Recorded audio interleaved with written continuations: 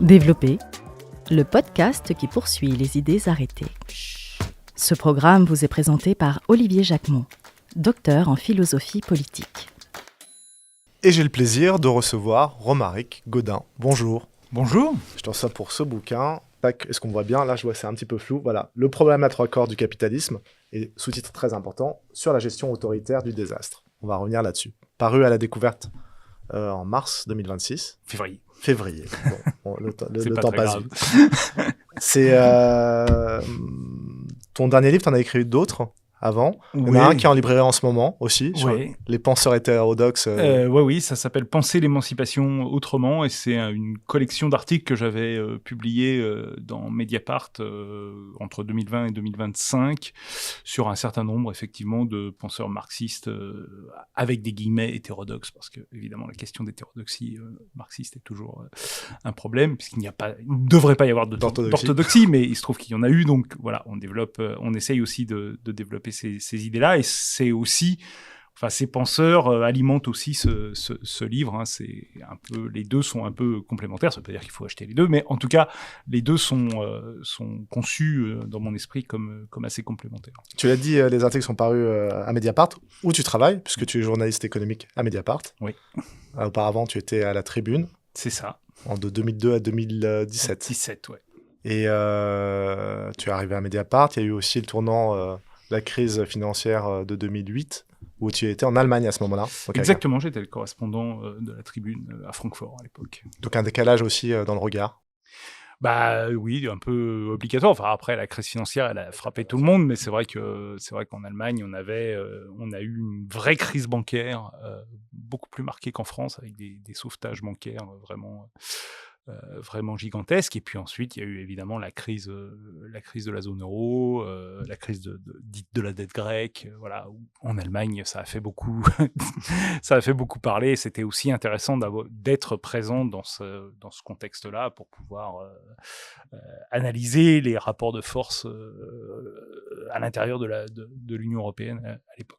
Et ça montre aussi, alors je sors du canevas tout de suite, mais c'est la dimension culturelle du capitalisme aussi, de la perception culturelle de certains événements, quoi. Si on est allemand, on voit pas la même chose qu'en France ou aux États-Unis. Exactement, et ça montre aussi que le capitalisme se décline en quelque sorte. Hein. C'est-à-dire qu'il y a des grands principes du capitalisme, et puis il y a des déclinaisons régionales, nationales, qui s'insèrent dans des histoires, dans des cultures, et qui effectivement font que ce capitalisme-là va fonctionner d'une certaine façon et va entrer en collision lorsqu'il y a des rapprochements causés par divers éléments, va entrer en collision avec d'autres logiques de capitalisme qui se développent, qui ne sont pas forcément les mêmes, et en même temps, il faut trouver des coordinations entre les deux.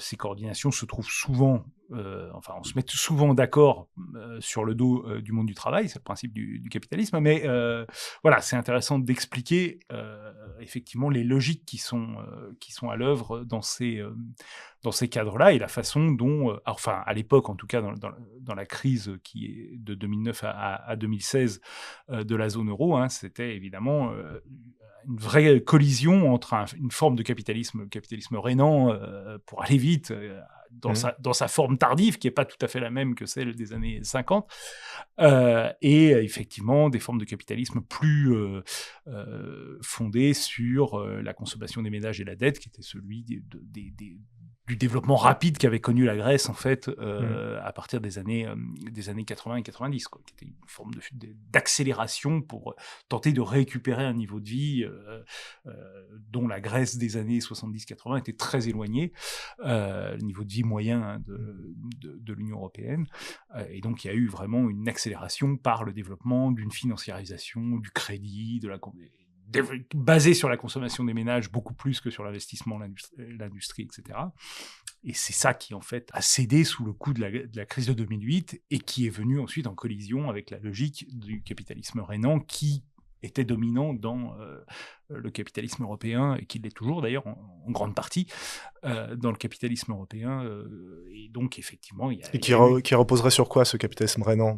Le capitalisme rénant, c'est un capitalisme rénant de Rhénanie, hein, oui, c'est ça, c'est un capitalisme où l'État en fait a une fonction d'encadrement du capital, mais où, par exemple, à la différence de ce qui s'est passé en France dans les années 50, on voit que le développement de l'État-providence en Allemagne est très différent de celui de la France ou même du Royaume-Uni, hein, puisque en fait, l'entreprise est centrale dans ce capitalisme rénan. Hein. C'est l'entreprise qui, en fait, c'est le principe de ce qu'on appelle l'économie sociale de marché, qui au départ, maintenant, est considérée par beaucoup de gens à gauche comme une notion de gauche, alors qu'en fait, c'est la notion centrale de la CDU et du Parti libéral allemand des années 50. Hein.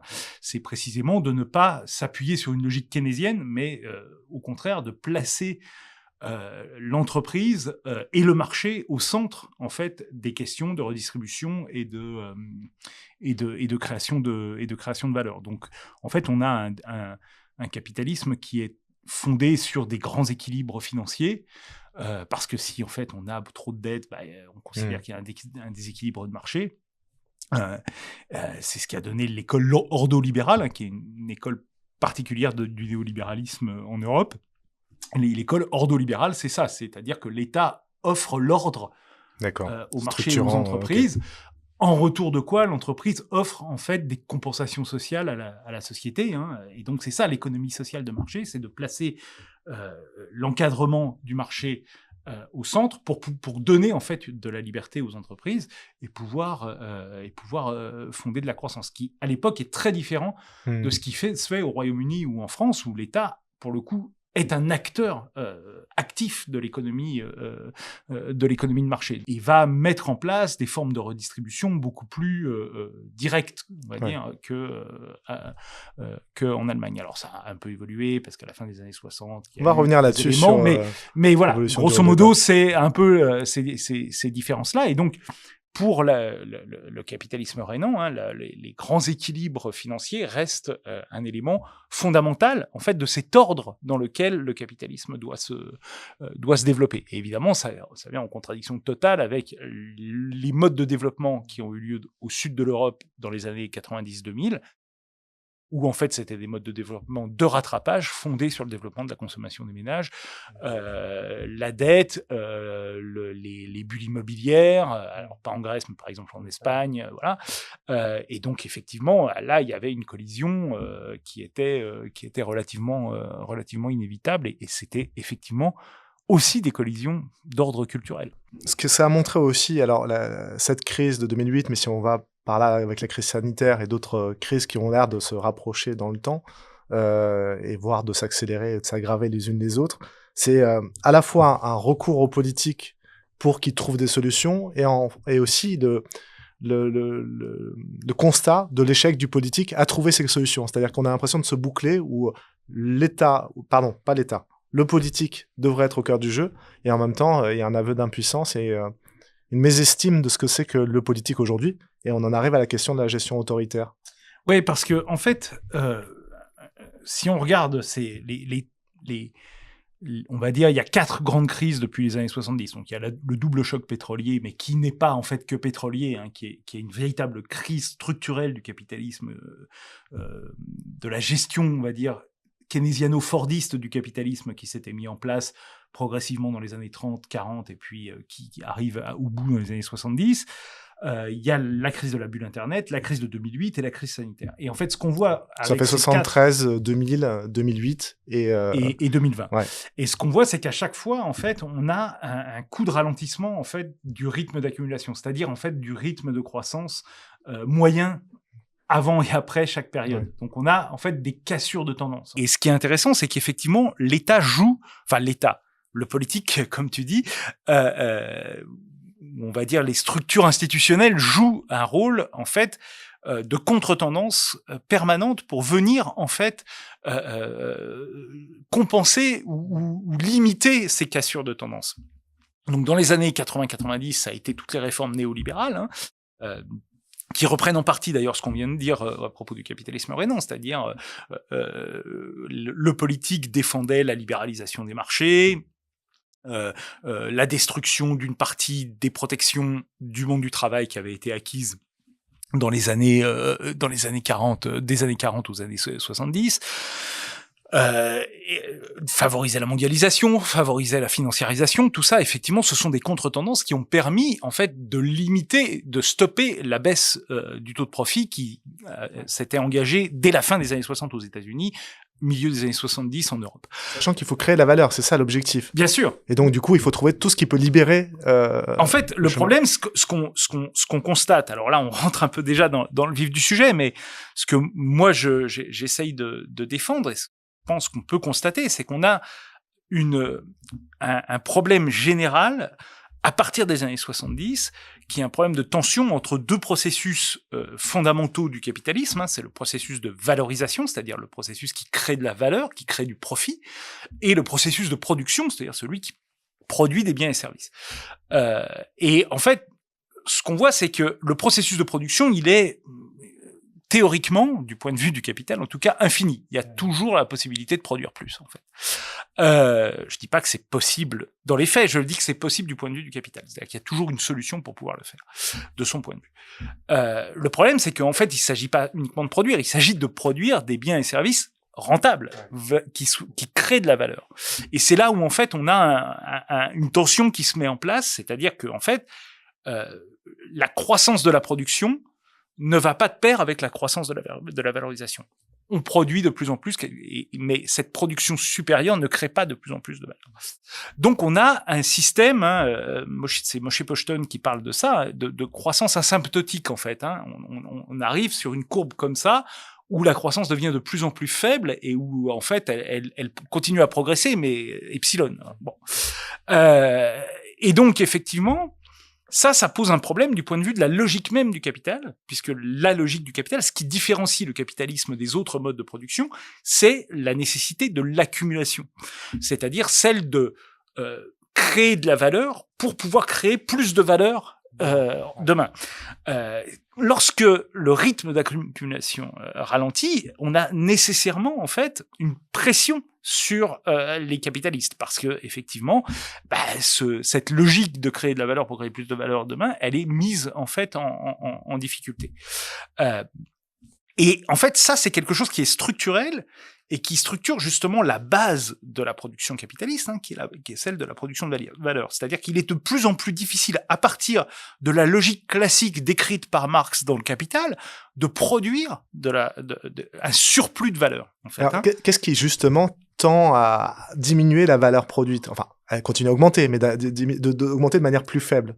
Il y a déjà la masse, en fait, il y a un élément presque mathématique, c'est-à-dire que, en fait, la masse de capital qui est engagée aujourd'hui fait que obtenir un pourcentage supérieur, toujours plus important, lorsque, en fait, votre masse de capitaux engagés est de plus en plus important elle-même, en fait, mathématiquement, c'est plus difficile. Ensuite, effectivement, il y a le fait qu'on a automatisé massivement, et on le continue d'ailleurs, le mode de production, et que là, d'un point de vue purement marxiste, la valeur, elle est créée en fait par ce qu'on appelle le travail vivant, c'est-à-dire par ce qu'on peut rajouter, en fait, de façon active, on va dire, au capital existant. Le capital mort, c'est-à-dire celui qui constitue les machines, etc., il ne devient actif que si vous avez en fait de la vie qui vient en fait le faire fonctionner. Donc nous, des travailleurs. Des travailleurs. Et c'est précisément ce surplus de valeur qui est créé par le travail qui permet de créer de la valeur. Mais lorsque vous avez en fait un masse de capital mort qui est de plus en plus important, vous avez nécessairement en fait une part du travail qui est plus faible, et donc une part de la valeur créée par le travail qui va être de plus en plus faible. Donc effectivement, il y a cet élément qui est historique dans le capitalisme et qui longtemps a été nié y compris d'ailleurs par des gens qui se revendiquaient de Marx et qui disaient en fait ça il a tort parce que en fait on voit que les profits continuent à augmenter, etc. Mais en fait ça n'est qu'une partie de la réalité.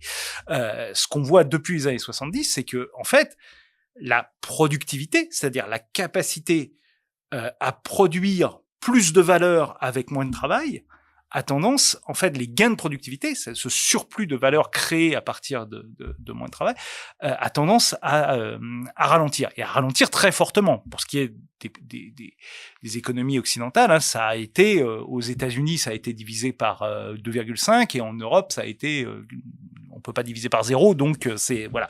Il y a toujours cette association qui est faite entre des nouvelles technologies et des gains de productivité qui vont en découler, donc une valorisation accrue.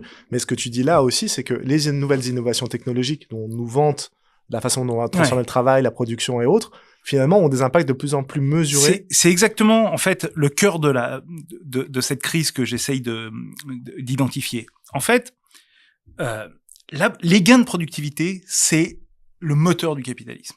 C'est vraiment ce qui différencie, là encore, le capitalisme. On a dit ce qui différencie le capitalisme, c'est l'accumulation infinie du capital. Ouais. Mais pour réaliser cette accumulation, il faut en fait qu'il y ait des gains de productivité. Et il faut que les gains de productivité alimentent d'autres gains de productivité.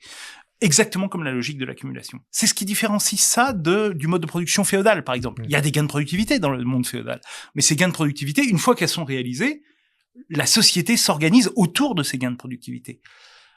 Ils ne sont pas utilisés pour réaliser d'autres gains de productivité pour pouvoir ensuite accumuler encore plus de capital. On pourrait dire qu'ils sont encastrés ou pas? Oui, en quelque sorte. Ouais. C'est-à-dire que la société va adopter ces gains de productivité parce qu'effectivement, à un moment, elle va en avoir besoin.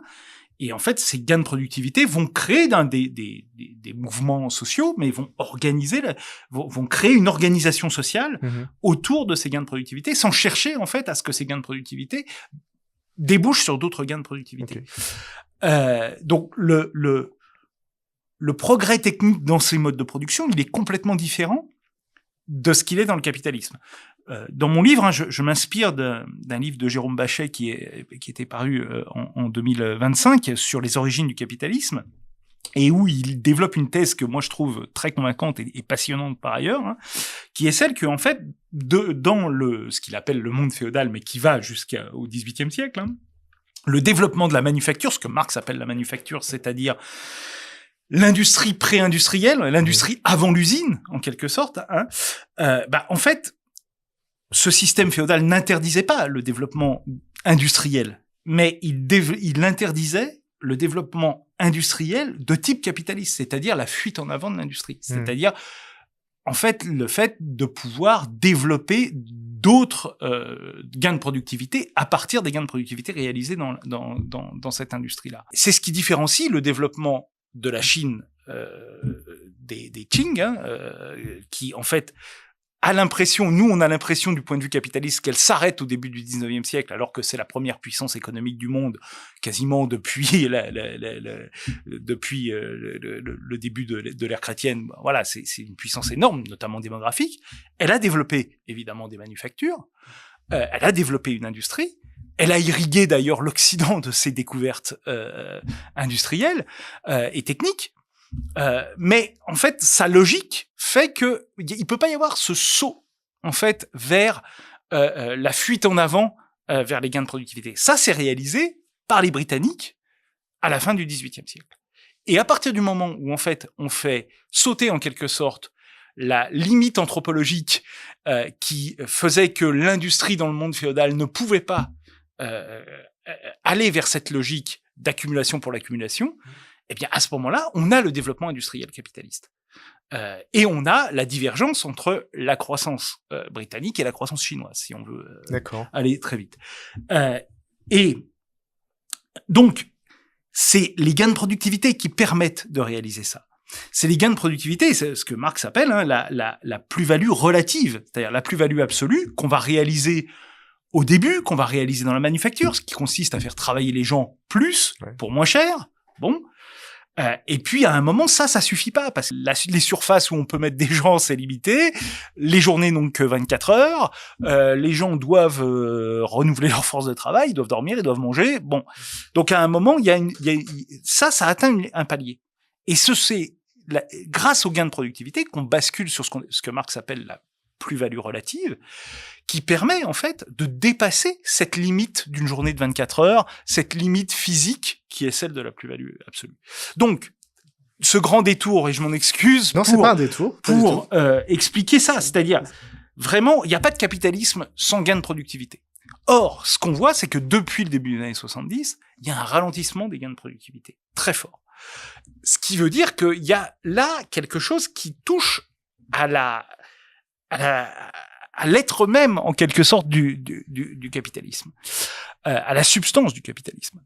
Et donc, pour revenir à la remarque que tu faisais, dans ce cas-là, le capitalisme, il a toujours la solution idéale qui est le progrès technique, en fait. C'est-à-dire, on va effectivement faire un progrès technique pour pouvoir réaliser des gains de productivité, dégager davantage de plus-value, investir dans l'outil productif, dégager encore plus de plus-value, et c'est reparti jusqu'au prochain épuisement. Et là, on refera une révolution industrielle.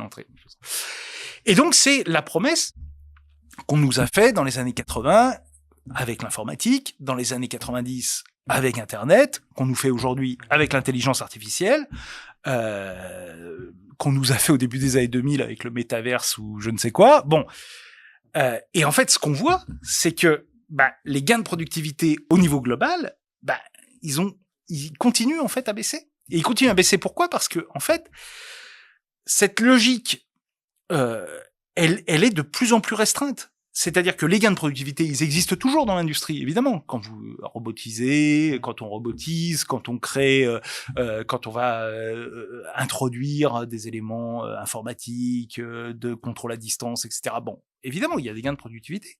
Mais comme la masse de capital la masse de capital est si énorme dans l'industrie que en fait, ces gains de productivité, au niveau industriel, ils sont pas suffisants pour compenser, en fait, l'affaiblissement global des gains de productivité dans le reste de l'économie. Parce que, en fait, lorsque vous avez des gains de productivité dans l'industrie qui sont très forts, évidemment, vous libérez, vous avez besoin de moins de gens, donc il faut libérer de l'emploi. Et donc, les salariés, il faut qu'ils trouvent de l'emploi ailleurs. Alors avant, dans les années 70, dans les années, 50-60, lorsque le monde était idéal pour le capital, comme ces gains de productivité étaient en fait réinvestis dans l'industrie, vous créez des emplois, vous créez des emplois industriels, vous allez avoir plus d'emplois et donc vous aviez le plein emploi. Là, en fait, vous avez aussi une forme de plein emploi dans des pays comme l'Allemagne ou les États-Unis. Sauf que, en fait, c'est pas sur les emplois industriels, c'est sur des emplois de service. Des emplois de service où les gains de productivité sont soit faibles, soit, en fait, incalculable, parce que en fait, qu'est-ce que c'est le gain de productivité d'un enseignant, d'une infirmière? Alors ça, l'économie est formidable, ça se calcule, hein. Mais en fait, ça n'a pas de sens. Si le but de votre activité c'est de soigner quelqu'un et que en fait vous faites des gains de productivité, souvent vous soignez moins bien les gens. Donc vous allez avoir quand même une tension là qui va être importante. Et en fait, c'est ça, c'est que ce qu'on voit, c'est le complément de ce que je disais sur la tension entre processus de production et processus de valorisation, c'est que l'industrie aujourd'hui, les gains de productivité industrielle aujourd'hui sont plus suffisants pour entraîner l'intégralité de l'économie. Donc vous vous retrouvez, et là vraiment je fais un très très haut détour, hein, mais donc vous vous retrouvez avec une économie qui a des gains de productivité décroissants. Et donc face à ça, et je reviens enfin à la question initiale, face à ça, on a deux choses. On a d'abord l'idée que, effectivement, ce que Schumpeter appelle la destruction créatrice, qui permet précisément de remettre les pendules à l'heure et de repartir sur des gains de productivité importants. Ouais, t'as une révolution technologique, voilà. Ça détruit des emplois anciens, ça crée de nouveaux emplois. Et donc c'est parfait. En fait, ça fonctionne plus. En fait, l'aspect destructeur est plus fort que l'aspect créateur. Donc, en fait, dans Schumpeter, l'aspect créateur est plus fort que l'aspect destructeur. Ouais. Il y a cette idée de progrès, précisément. Là, en fait, ce qu'on voit, c'est que l'aspect créateur existe toujours, mais il est plus capable, en fait, de compenser l'aspect destructeur. Donc ça, c'est la première chose. Et la deuxième chose, c'est que, du coup, la production de valeur, elle est sous pression baissière permanente. Et que donc, si on a du mal à créer de la valeur par la valeur relative, il faut la créer par la valeur absolue. il faut revenir à cette logique de valeur absolue. C'est-à-dire qu'il faut effectivement détruire les droits des travailleurs, allonger les journées de travail, allonger la durée de travail, sur la durée de vie, baisser les salaires réels. Voilà. Bon. Donc ça, c'est tout ça. Et puis le troisième élément, c'est que, parce que, encore une fois, malheureusement, dans le capitalisme, la plus-value absolue, ça peut servir ponctuellement. Mais en réalité, ça ne peut pas assurer l'accumulation. C'est impossible. Donc il faut d'autres contre-tendances. Il faut d'autres choses qui viennent soutenir le taux de profit. Et c'est là où on retrouve, et je reviens après beaucoup de temps sur la question initiale, c'est là où on retrouve l'État, en fait. Et le politique. C'est que le politique, lui, dans le capitalisme, il est au service du capital. Il est là, en fait, pour assurer cette accumulation et je dirais cette harmonie de l'accumulation. On connaît tout ça. Les politiques vous disent toujours il faut créer de la valeur avant de la redistribuer. Oui, mais il y a des contraintes économiques. Quand on parle de contraintes économiques, c'est pas en fait des contraintes de ressources ou c'est jamais ça. C'est des contraintes de valorisation. C'est des contraintes de taux de profit.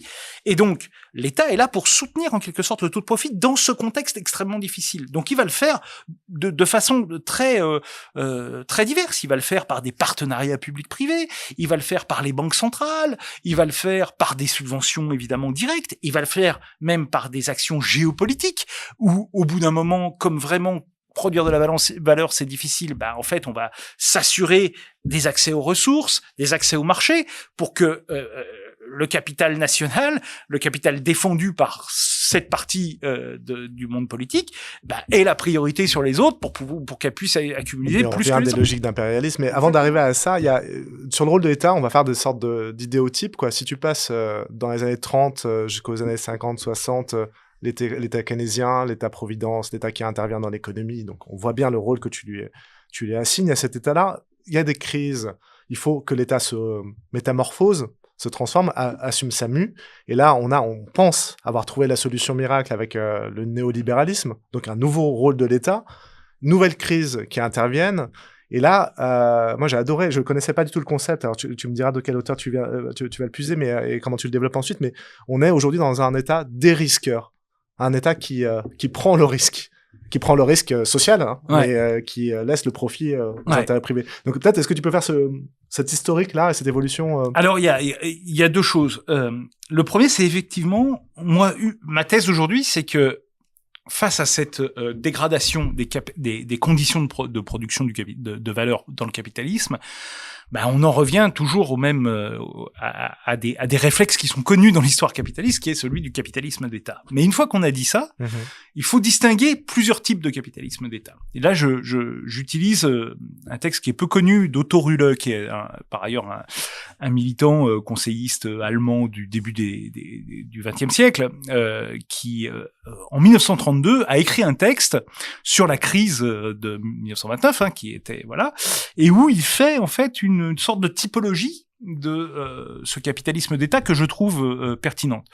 Il distingue trois types de capitalisme d'État. Le premier capitalisme d'État, c'est celui où finalement l'État, en tant que sous forme, on va dire, d'un parti ou d'une bureaucratie, prend en charge en fait la fonction de la classe capitaliste. Il remplace la classe capitaliste et donc il assure l'accumulation de façon centralisée en quelque sorte. Ça, c'est le capitalisme soviétique, qui est pour moi un capitalisme d'État. Donc, qui est un capitalisme d'État parce que dans la logique économique soviétique, l'accumulation reste centrale. Et donc, je cite un passage notamment de Paul Matic, mais qui a repris des textes de Staline, où Staline explique que la loi de la valeur continue à s'appliquer dans ce qu'il appelle le socialisme.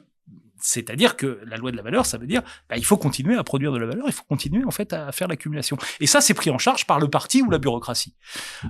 Donc ça, c'est le premier type. Le deuxième type, c'est le type que tu as évoqué, celui du capitalisme, on va dire, keynésien, ce que Paul Matic appelait l'économie mixte, où effectivement, selon les pays, on en parlait de la différence entre l'Allemagne et les autres pays, mais où l'État va venir en appui du capital, va jouer même parfois un rôle dans le capitalisme, mais en tant qu'État, en tant qu'acteur autonome. Bon, ça c'est le deuxième modèle. Premier modèle, il s'effondre en fait dans les années 70, terminé 1989-90. Deuxième modèle, il s'effondre dans les années 70 également. Et il donne lieu effectivement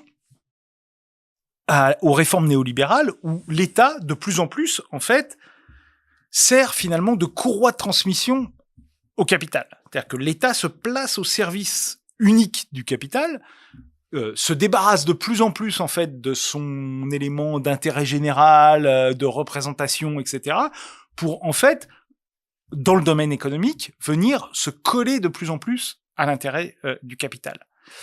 Et ça, c'est le troisième type que Rulle identifie, qui est celui où en fait, on a une forme de fusion entre l'État et le capital, et où le capital, lui, il dit le capital prend la place de l'État, mais en fait, il prend la place de l'État dans l'État. Il prend le fauteuil de l'État.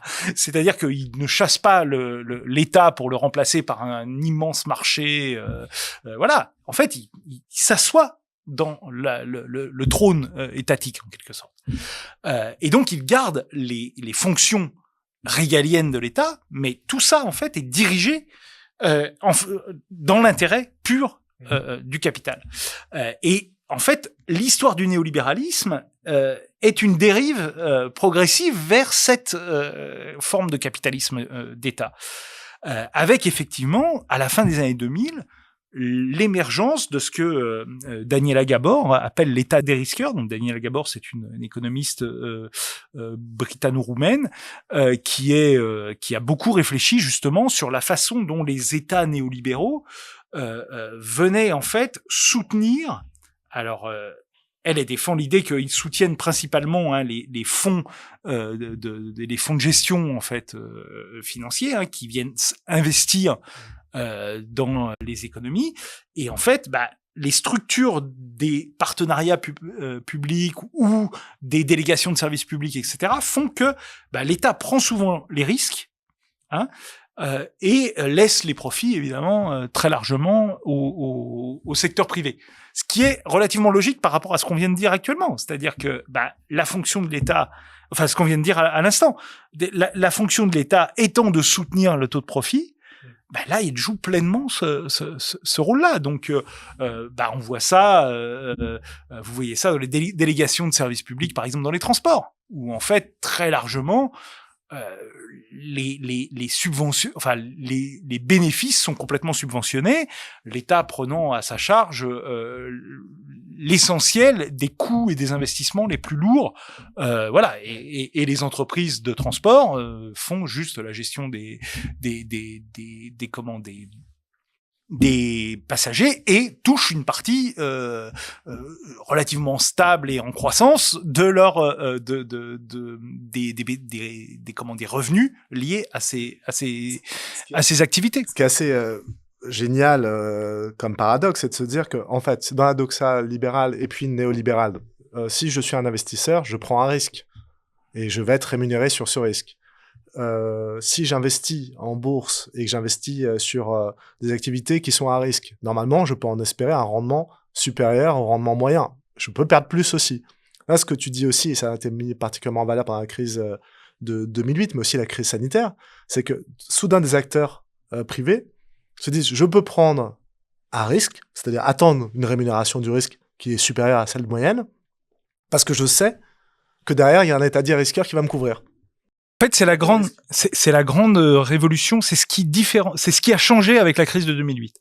Ce qui a changé avec la crise de 2008, c'est que pour sauvegarder le secteur financier qui est devenu, en fait, un des supports essentiels de l'accumulation aujourd'hui, les États, les banques centrales, les autorités publiques ont considéré qu'il fallait garantir, en réalité, ce secteur.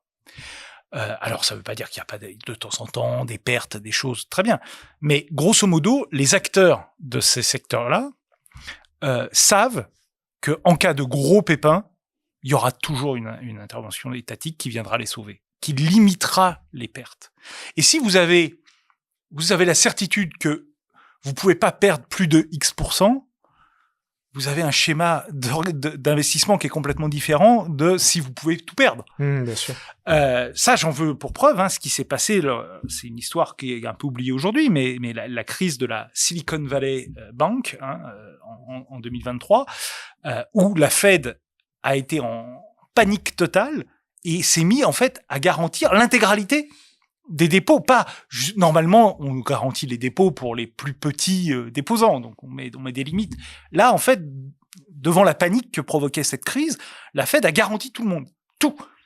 Donc, évidemment, les gens regardent ça.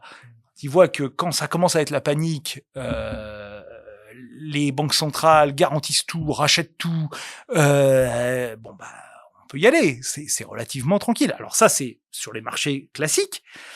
Quant on va dire à la finance privée qui vient en fait se mêler, prendre des délégations de services publics, investit dans des quasi-services publics, par exemple les EHPAD, ce genre de choses.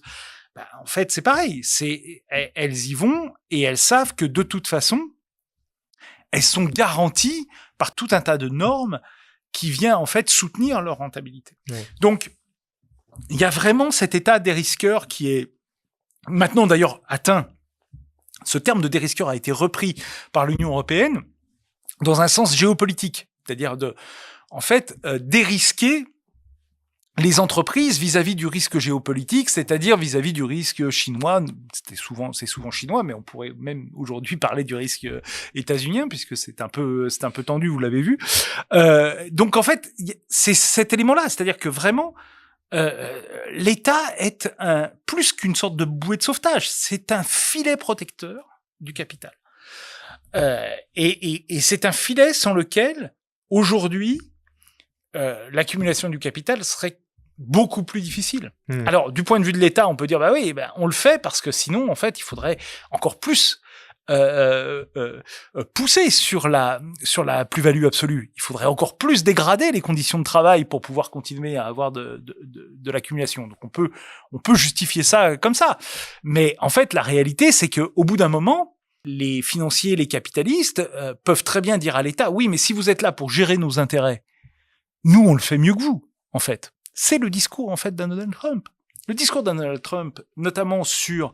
Alors évidemment, tout ça est entouré de tout un bavardage un peu... voilà. Mais le fond de la critique que Trump fait à Biden, c'est de dire qu'en gros, lui, ses plans de relance, etc., il sait pas le faire parce qu'il sait pas, en fait, il est pas dans le capital, lui. Il est à l'intérieur, à l'extérieur. Ouais. Et évidemment, quand quelqu'un est dans le capital, il sait mieux les intérêts du capital que celui qui est à l'extérieur. Et c'est ça que vend Donald Trump en 2025 et c'est en 2024 pardon. Et c'est ça qui met en place dès son arrivée au pouvoir. Alors évidemment, ça entraîne des questions d'arbitrage entre les secteurs. Bon, peut-être pas en rentrer dans les détails, mais quand même, et ça c'est vraiment ce que dit Rulle, c'est-à-dire cette fusion. Ilan Alami parle d'hybridation entre l'État et le capital, et c'est vraiment ce qui est en train de se passer, c'est-à-dire que le capital, l'État de plus en plus en fait est parcouru, ne se contente pas en fait de défendre l'intérêt du capital, ce qu'on pourrait dire, l'État a toujours défendu l'intérêt du capital, après de façon différente, mais là c'est encore plus, c'est vraiment le capital s'insère dans l'État, et on le voit bien avec les systèmes de portes tournantes qui sont croissantes, c'est-à-dire en fait de gens qui vont dans le secteur privé, qui reviennent dans le secteur public, qui repartent dans le secteur privé, qui reviennent dans le secteur public en permanence. Alors là, en France, je crois qu'on a atteint des niveaux jamais vus entre les anciens membres du gouvernement, qui passent chez AXA, qui finissent à Bercy, puis à la Cour des comptes. Bon, bref. Et en fait, on a bien cette espèce de fusion entre les deux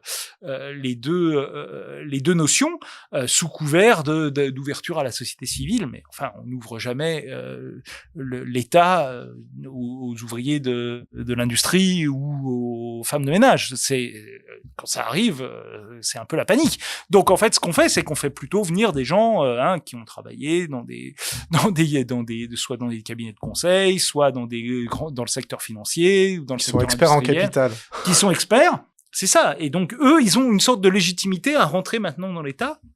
Parce que, en fait, la fonction de l'État, c'est effectivement de gérer les intérêts du Et capital. tu vois, ça revient pour le coup à la première question que je te posais. C'est sur la question du politique en disant, voilà, le politique a une sorte de défiance à l'égard du politique. Et puis, on ne croit plus au politique comme vecteur d'émancipation, comme vecteur de transformation. Et en même temps, on s'en remet au politique. Mais un politique qui va se concentrer sur son versant décisionnaire autoritaire, qui va montrer qu'il a l'initiative, qui va prétendre être le maître des décisions qui finalement lui échappent.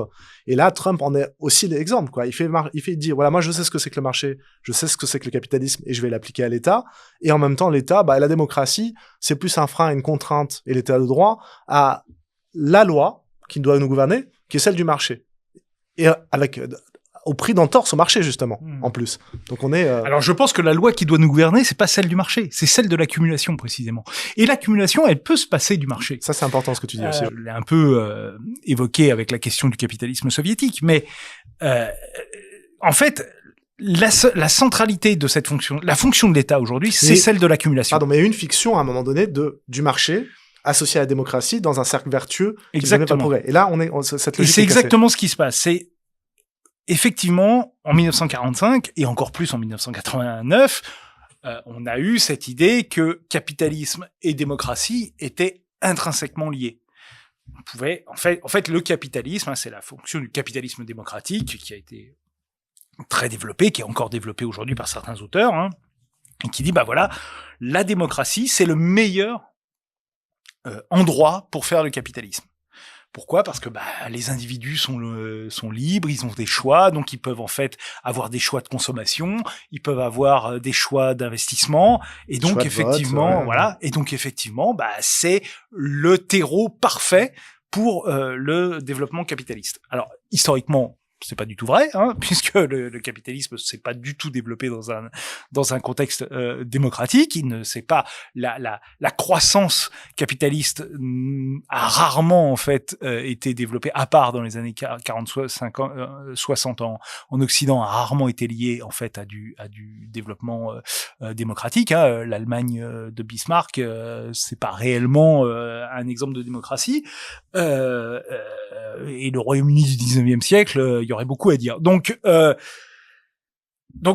évidemment, ça fonctionne pas. Mais voilà, cette idéologie-là, elle a pris beaucoup d'ampleur.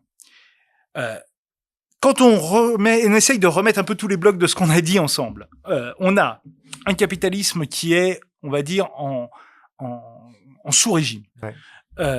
On a des capitalistes qui, du coup, doivent s'appuyer sur l'État pour compenser ce sous-régime autant qu'ils puissent l'être, et eux, en tant que capitalistes individuels, s'en sortir au mieux. Ouais. Donc la compétition pour l'État, c'est une compétition entre capitalistes. Pour le contrôle de l'État, c'est une compétition entre capitalistes. Dans ce cadre-là, le cadre démocratique, c'est-à-dire celui de la critique, c'est-à-dire pas le cadre de je vote tous les 5 ans, à partir d'un choix qui m'est donné, etc. Le cadre démocratique, c'est celui du cadre en fait dans lequel peut se développer l'esprit critique, l'état de droit, les contre-pouvoirs et la sécurisation de l'opposition, des oppositions, y compris des oppositions radicales. Bon, donc tout ce cadre-là, effectivement, il devient de plus en plus entravant pour le développement du capitalisme. Parce que, effectivement, alors on n'en a pas parlé, mais ce capitalisme en sous-régime, il est le produit, en fait, de 3 crises que j'essaie d'identifier, anthropologique, écologique, économique. On a parlé de la crise économique, il y en a 2 autres, et que ces 3 crises sont insolubles dans le capitalisme. Donc, les capitalistes qui pensent pouvoir gérer eux-mêmes leur crise au mieux, parce que eux, ils savent comment le capitalisme fonctionne, en fait, ils sont incapables de le faire. Donc, la seule façon qu'ils ont de le faire, c'est celle de la fuite en avant. C'est-à-dire, moi, en tant que capitaliste individuel ou sectoriel, je vais sécuriser ma propre accumulation et basta cosy pour le reste. Débrouillez-vous avec le monde, avec ses effets, avec tout ça. Ça, évidemment, dans un cadre démocratique, normalement, ça doit provoquer des contestations, des oppositions. En gros, l'intérêt général doit à un moment surgir en disant, même de façon minoritaire, mais doit surgir à un moment en disant, là, c'est pas possible. Et ça, c'est en fait inacceptable du point de vue des capitalistes aujourd'hui. Donc, il faut faire taire ça. Et donc, on a une dérive autoritaire alors j'aime pas trop le terme dérive parce que je pense que c'est plutôt une évolution autoritaire en fait, qui est propre en fait à ce capitalisme de sous-régime qui est sous tension et à cette hybridation de l'État et du capital. Si l'État ne devient rien d'autre que un secteur du capital, quel sens peut avoir la démocratie ? C'est-à-dire quel sens peut avoir les choix populaires dans ce cadre-là ? Forcément, soit le choix populaire, il est conforme parce qu'on va structurer l'opinion pour qu'il soit conforme aux intérêts des secteurs du capital qui sont en compétition, soit il s'y oppose, et à ce moment-là, il faut le faire taire. Donc il faut avoir une forme démocratique très particulière, qui effectivement se limite la plupart du temps à un vote qui va être extrêmement réduit, et à un vote qui va être prédéterminé. Et pour qu'il soit prédéterminé, il faut que tous les obstacles qu'on vient de dire, l'état de droit, les contre-pouvoirs, le respect de l'opposition, le débat démocratique, Ouais, bien sûr. et ben ça, il faut que ça s'arrête. Je trouve qu'il y a un exemple qui le dit très bien. Si tu prends Jeff Bezos, donc patron d'Amazon, une des plus grandes fortunes au monde, et donc un des leaders des GAFAM, qui rachète le Washington Post à une époque. Journal de tradition critique, enfin, le Watergate, on connaît. Donc, c'est journal de gauche, plutôt à gauche, carrément à gauche d'ailleurs, dans la tradition américaine. Donc, tu sens que pour des milliardaires, pour des gens influents, avoir une tribune, un journal d'opinion est quelque chose d'important, y compris quand ils pensent pas exactement comme ça. Le moment où il annonce ses plans de licenciement massif pour le Washington Post, c'est le moment où sort le film sur Melania Trump, où il a investi massivement. Et là, je trouve que tu as bien cette collusion entre État et intérêt de Jeff Bezos, et de l'autre côté, dégradation de l'espace public, de la pensée critique et des tribunes. Bien sûr, c'est un élément qui est fondamental, évidemment, ce contrôle des médias. Mais en fait, c'est encore une fois plus général. C'est-à-dire que les médias, par exemple en France, on a des médias régionaux qui sont contrôlés par des familles ou par des banques ou par des choses comme ça. Bon, qui sont évidemment d'une ampleur beaucoup moindre que même un Bolloré en France. Voilà. Et ça n'empêche qu'en fait, on voit un durcissement dans ces journaux-là. On voit un durcissement aussi de la ligne. Et ce durcissement, il est aussi lié à ça. C'est-à-dire que, en fait, c'est l'ensemble du capital qui se structure autour de parce que c'est un enjeu de survie, fait. C'est un enjeu de survie interne. Là, le capital, il n'est pas menacé par un prolétariat en armes qui va le renverser. Là, le capital, il est menacé par lui-même, en fait. Dans sa dynamique même. Par sa dynamique. Encore une fois, moi, je veux insister là-dessus. Il ne s'agit pas de dire que le capitalisme va s'effondrer de lui-même. Il s'agit de dire qu'il est en sous-régime, qu'il est sous tension, et que en fait cette tension, elle a des effets ensuite sur la société. C'est-à-dire que la survie du capitalisme, elle est assurée, mais le coût de la survie du capitalisme, ça c'est une autre histoire. Et c'est ça en fait qu'il faut prendre en compte. C'est pas la question de l'effondrement du capitalisme, c'est la question en fait du coût de sa survie dans une logique, dans un contexte d'effondrement potentiel, mais qui est un effondrement qui remet pas en cause en fait son existence, un effondrement qui remet en cause son mode d'action sur le reste de la société et sur la nature. Il y a une façon, tu as expliqué tout à l'heure qu'il y avait un certain nombre de contre-feux qui pouvaient exister ou de contre-tendances pour justement ralentir cette tendance à la baisse, que ce soit sur les droits, que ce soit la délocalisation, que ce soit la financiarisation de l'économie. Donc ça, on était structure post-73. Il y a aussi, et franchement, c'est une tendance qui existe avec l'histoire du capitalisme et qui paraît particulièrement, qui saute aux yeux aujourd'hui de façon assez cruelle, c'est le retour à la guerre. Tu dis, il y a un partage d'un gâteau. Si le gâteau ne grossit pas, les intérêts vont vont rentrer en compétition parce qu'on va chercher à s'arroger une part supplémentaire. Donc le retour à des impérialismes et l'assujettissement de la périphérie par rapport à un centre puissant, les États-Unis, la Chine. Exactement. Et à ça s'ajoute un fait aggravant qu'on vient d'évoquer, qui est l'hybridation de l'État et du capital. C'est-à-dire que effectivement, l'État étant désormais le représentant d'un secteur capitaliste ou de certains secteurs capitalistes qui ont des intérêts très forts, par exemple, l'État états-unien aujourd'hui est en partie le représentant non seulement du secteur de la défense, mais aussi du secteur de la tech. Le secteur de la tech, pour fonctionner, il a besoin d'avoir accès à un certain nombre de matières premières dont il doit s'assurer de sa fourniture, mais aussi doit contrôler des marchés qui ne doivent pas être surrégulés par rapport à ce qui est rentable pour lui. Et donc, ce qu'on voit très clairement dans la première année de Donald Trump, c'est que, contrairement à ce que beaucoup ont dit sur la question des droits de douane, c'est pas du tout un enjeu de protectionnisme, en réalité. C'est un enjeu géopolitique. C'est, en fait, un outil de vassalisation de régions qui sont critiques pour le capitalisme états-unien. Et notamment pour ceux qui sont représentés à la Maison-Blanche, qui sont les capitalistes de la tech. Encore une fois, il n'y a pas que, mais il y a aussi le pétrole, il y a aussi la défense, etc. Donc, vassalisation, création de sortes d'interlandes de chaque grande puissance, et évidemment, ça se fait aux États-Unis. Vital, ça se fait aussi en fait en Chine, avec ça se fait en Russie. La guerre en Ukraine en est évidemment une des conséquences. L'Europe se cherche un peu là-dessus, je vous cache pas.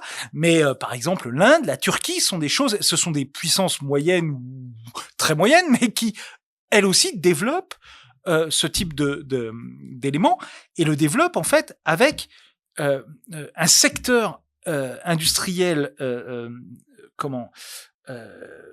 militaire extrêmement important, parce que effectivement il y a ces éléments de concurrence entre les puissances. Ça se réalise grâce à une dissuasion militaire, soit potentielle, soit réelle. Voilà, on le voit bien aujourd'hui avec les États-Unis, et ça suppose d'avoir un secteur militaire extrêmement développé. Et si une puissance développe un secteur militaire extrêmement développé, les autres, évidemment, vont suivre. C'est logique. Ce qui veut dire que, effectivement, ça, c'est pas totalement neutre. Parce que dans un capitalisme de sous-régime, Alfred Sonnrettel, qui a réfléchi sur le capitalisme allemand de l'époque nazie, qui parle de capitalisme de ruine et de gestion de la ruine, en fait. C'est extrêmement important. Il montre comment, en fait, les nazis n'ont pas cherché en fait à faire repartir le capitalisme, mais à gérer un capitalisme en ruine. Et ils le gèrent par le développement militaire, en fait. Pourquoi ? Parce que en fait, l'industrie militaire, c'est formidable. C'est subventionné évidemment par l'État. C'est très rentable. C'est une rentabilité qui est garantie là pour le coup par l'État. Ça crée beaucoup d'emplois. D'ailleurs, écoutez, ce qu'on entend autour de nous en Europe, dans l'Europe démocratique des valeurs, aujourd'hui, c'est devenu l'horizon ultime de la croissance économique.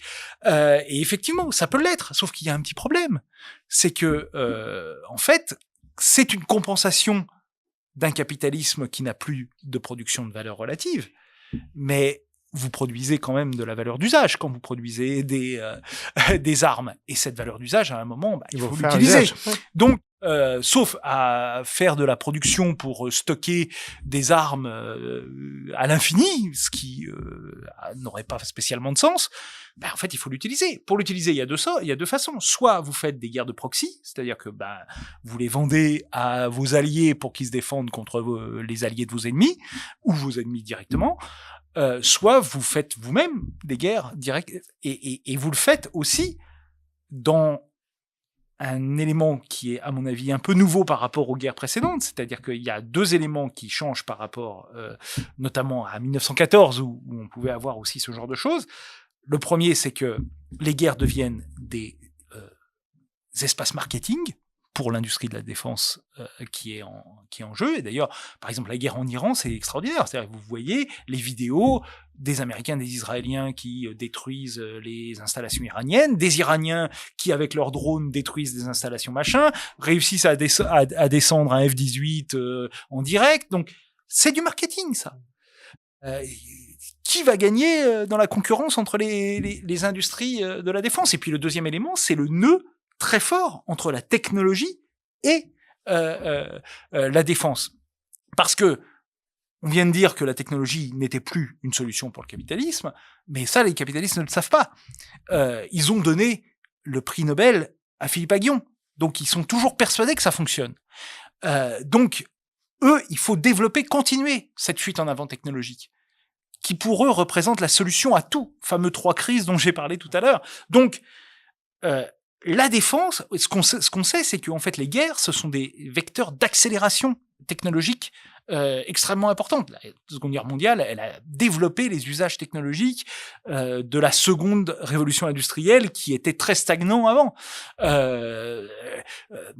Un pays comme Israël a utilisé en fait sa militarisation pour développer son secteur technologique. Il y a véritablement une imbrication entre le secteur industriel, technologique israélien et le secteur militaire.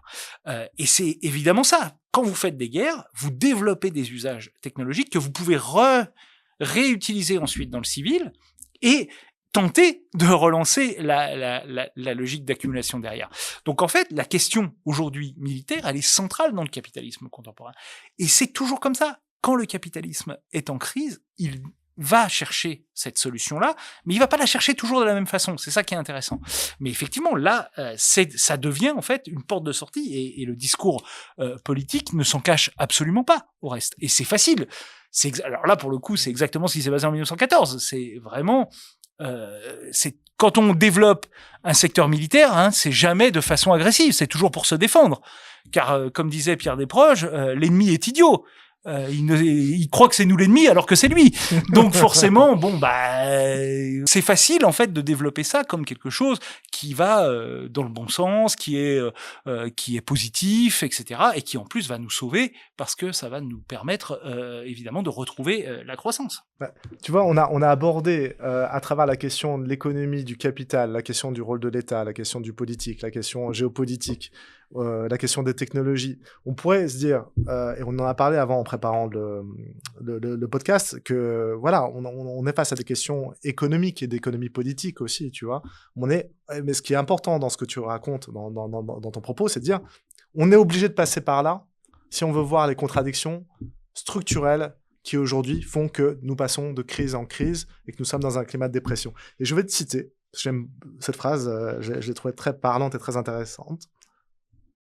Et peut-être que c'est comme ça va nous amener vers la conclusion, tu vois, tranquillement. Le capitalisme est le monde dominé par la logique de l'économie, mais il est avant tout un monde. Je répète, le capitalisme est le monde dominé par la logique de l'économie, mais il est avant tout un monde. Oui, parce que on peut pas évidemment limiter l'étude du capitalisme à son seul centre, en quelque sorte. Son centre, c'est l'accumulation. C'est ce qui fait la force, la dynamique, hein, la force au sens physique du capitalisme, le mouvement du capitalisme. C'est ce qui le fait avancer. Mais ça a des conséquences, évidemment, qui dépassent totalement les éléments purement économiques, d'analyse purement économique. Le capitalisme, c'est une organisation sociale. C'est une société qui tourne autour de cette obsession de l'accumulation, mais qui s'organise comme société, qui développe des valeurs sociales, qui développe des logiques sociales, qui développe des besoins sociaux, et donc effectivement, ça fait partie aussi du capitalisme, qui développe un rapport à la nature, évidemment, mais aucun de ces éléments-là ne peut être entièrement autonomisé par rapport au centre.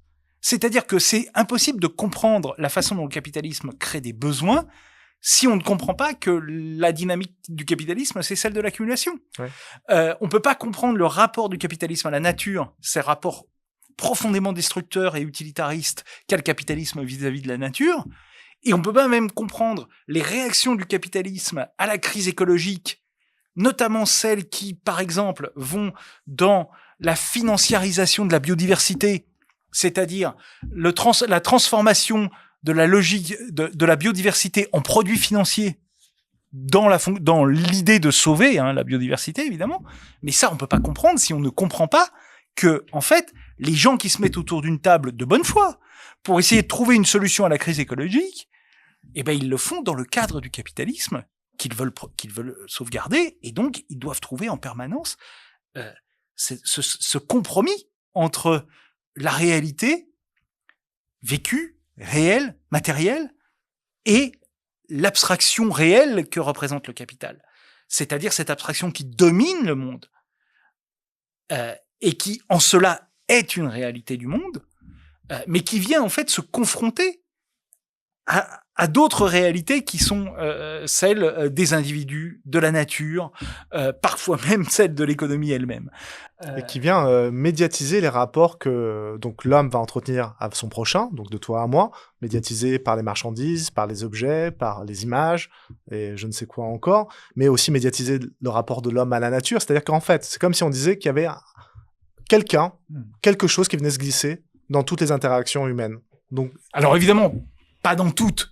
Heureusement, il y a quand même des éléments qui vont échapper à cette médiatisation. Mais ce qui est frappant dans notre époque, c'est que c'est de moins en moins vrai. Parce que pour répondre à cette crise de sous-régime qu'on a identifié, le capitalisme, il colonise la vie humaine. Il colonise la vie humaine. Il colonise les rapports humains. Aujourd'hui, si vous voulez rencontrer quelqu'un, c'est-à-dire l'élément le plus intime de votre vie, il faut passer par des applications dont le but n'est pas que vous rencontriez quelqu'un, mais le but est de gagner de l'argent. Et que vous restiez Voire de toute façon, on peut considérer qu'ils le font en faisant en sorte que les gens rencontrent quelqu'un, ce qui est douteux, mais voilà. En fait, il y a de moins en moins d'éléments de votre vie pour lesquels le capitalisme ne présente pas une solution. Et c'est ça qu'il faut aussi. Il faut revenir à des choses très basiques. Le capitalisme s'est présenté comme le régime de la liberté parce qu'il se débarrassait de la domination de certains hommes sur d'autres hommes.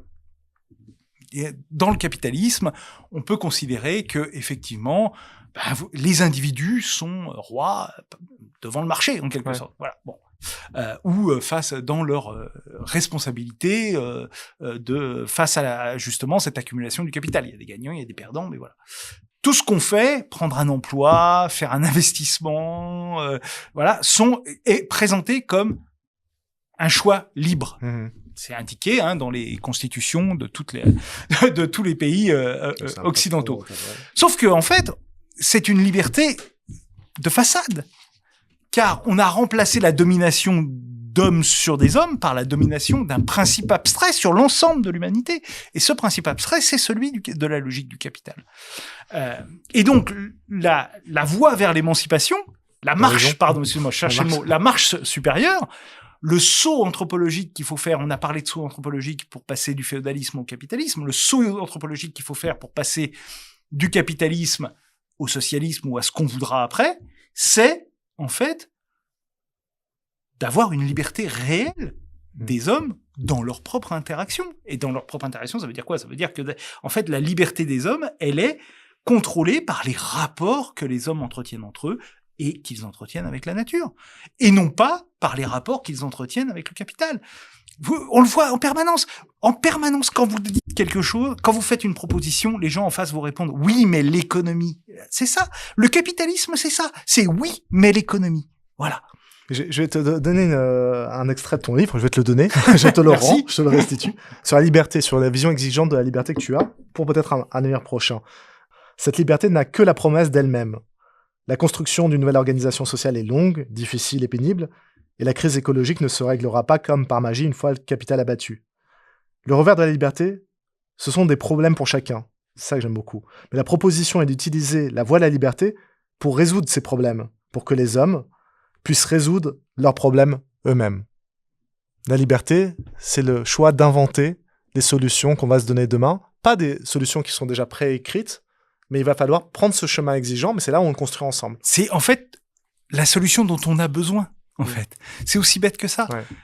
Aujourd'hui, on cherche des solutions qui correspondent aux besoins du capital. Et ça t'a pas échappé. Ça marche pas. Donc, ça marche pas précisément pour tout ce qu'on vient de dire. Donc, en fait, si on veut réellement trouver des solutions pour les hommes et pour la nature, il faut à un moment se débarrasser de cette condition préalable. Oui, mais l'économie. Il faut se débarrasser de ça. Et donc, se débarrasser de ça, ça veut pas dire se débarrasser des problèmes de ressources, d'utilisation des ressources, c'est-à-dire de l'économie avec un petit « et », de l'organisation économique. Ça existe dans toutes les sociétés. Mais c'est se débarrasser de ce que Jérôme Bachet appelle le monde de l'économie avec un grand « et », c'est-à-dire celui qui est au centre, celui qui doit déterminer tout ce qu'on fait. Et donc, ce saut-là, c'est un vrai saut anthropologique. C'est pas quelque chose qui est facile. C'est véritablement un changement de monde. Le problème qu'on a aujourd'hui, ce que j'essaye de défendre dans ce livre, c'est que notre problème aujourd'hui, c'est notre monde. Et donc, il faut, en fait, changer de monde. Il y a pas d'autre solution. C'est pour ça que j'ai choisi le terme de problème à trois corps. Dans le problème à trois corps, le livre de l'auteur chinois de science-fiction, les extraterrestres qui sont confrontés à ce problème à trois corps de leurs trois soleils, qui rendent en fait leur planète invivable, décident à un moment de changer de monde. Et c'est leur seule solution. Et c'est en fait là où on est, sauf que nous, en fait, on n'a pas, on peut pas en fait aller sur une autre planète, parce qu'en fait, si on va tous sur une autre planète, on aura même les mêmes problèmes. Si on fait le capitalisme sur Mars, au bout d'un moment, on rendra Mars invivable, déjà que ça ne l'est pas beaucoup. Donc, de toute façon, la solution sera pas là. C'est évidemment nous-mêmes et par nous-mêmes que l'on doit trouver la solution. C'est pour ça que je pense que plus que jamais, et contrairement à ce que beaucoup pensent, y compris à gauche, le terme de la première internationale, que l'émancipation des travailleurs sera l'œuvre des travailleurs eux-mêmes, est de plus en plus, non pas n'est plus d'actualité, mais elle est de plus en plus d'actualité. Mais écoute, Romaric, plutôt que de changer de monde, changeons notre monde. Merci pour cet échange autour du problème à trois corps du capitalisme sur la gestion autoritaire du désastre. Et à bientôt pour l'émancipation du genre humain. Merci beaucoup. Développer, le podcast des humanités, vous a été présenté par l'ESCE, la Grande École du Commerce Extérieur et le groupe Omnes Éducation.